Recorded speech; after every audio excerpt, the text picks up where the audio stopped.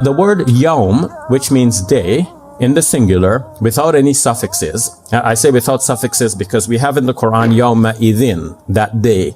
And while that day are two words in English, in Arabic it is written together without any space, almost like a kind of a hyphenated word, you might say. But when the word yawm occurs in the singular without any such suffixes, we count them and we see that they're exactly 365, which, as you know, is the approximate number of days in the solar year. Sometimes people ask me, well, why is it not 354? Because that's a lunar year and Muslims follow the lunar calendar. And my answer to that is that, in fact, both calendars are acknowledged in the Quran because both stem from the natural phenomena that Allah has created. Allah has created the moon and Allah has created the sun. And both calendars are useful. While we follow the lunar calendar for our observances, we're going to sight the moon and then celebrate the Eid, for example, coming up. That's our religious observances. But if Muslims would farm, then Muslims have to know the seasons in the year, right? And the seasons in the year are regulated according to the solar calendar.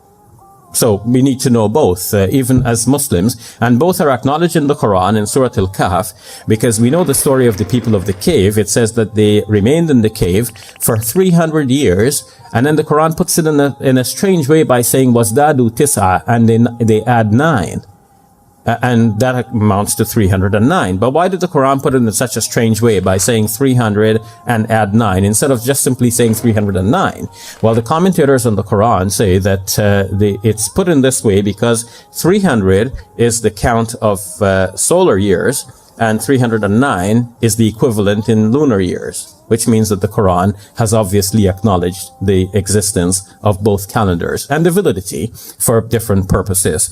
So now let's step back and think about what we have just observed here. In the Quran, the word yawm in the singular for day occurs exactly 365 times. What are the chances that you will pick up a book, any book, and if you ask yourself, how many times does this book mention the word day? What are the chances that this book will mention the word day exactly 365 times? The chances are very remote. And the fact that this is found in the Quran, again, shows that there is a divine hand behind the Quran. This is not a human work. It is the work of God. It is the word of God.